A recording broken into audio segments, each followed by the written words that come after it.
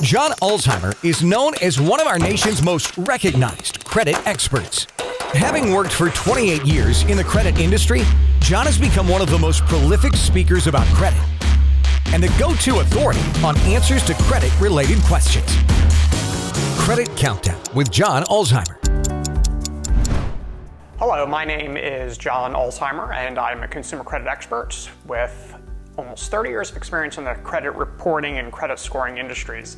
Spent some time at FICO and spent some time at Equifax.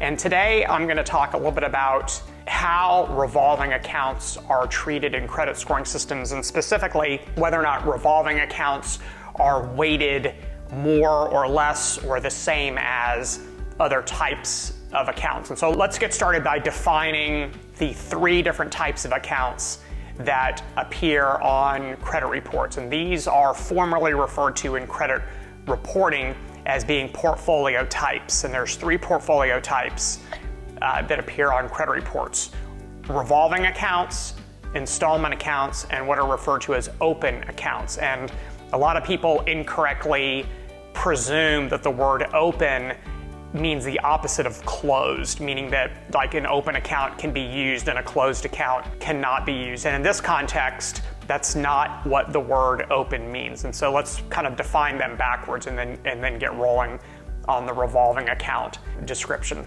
So open, as it pertains to credit reporting, in this context refers to an account where you have what's called open terms. And an open account means that you have a requirement to pay back your balance in full every month. And so a great example of that would be like the American Express Green card, which is essentially a charge card.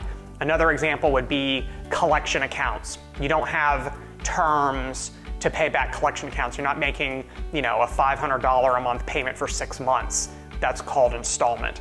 Open means payment in full is due upon demand. And another type of open account would be like your utility accounts. So when you get a bill from your power company or a bill from your water company, the water company, you have to pay it in full by the due date. So that's open. Those are referred to as open terms.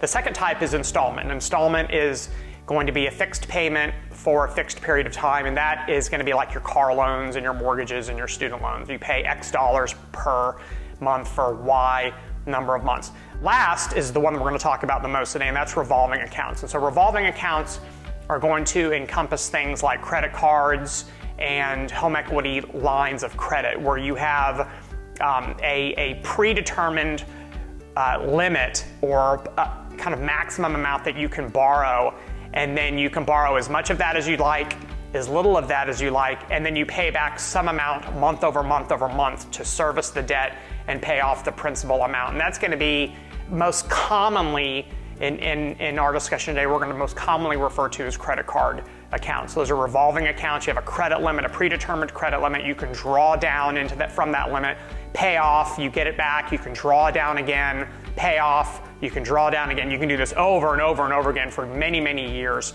Those are called revolving terms. And so the question is are revolving accounts weighted more in your credit score? They are not. A revolving account is treated just the same as an installment account, and different types of revolving accounts are treated the same as other types of revolving accounts. Now, treated equally does not necessarily mean that they're treated the exact same way. Clearly, a revolving account is going to have metrics or considerations that installment accounts don't have. Another example is inquiries. Inquiries are going to be treated as inquiries. They're not going to be treated as revolving, open, or installment accounts at all. So it's not that they're treated more or weighted more or less. They're just treated differently than other types of accounts. One of the ways that revolving accounts are treated is that they're, other than home equity lines of credit, revolving accounts are considered in the infamous balance to limit ratios or revolving utilization. And this is important because revolving utilization is one of the most important factors in your credit score.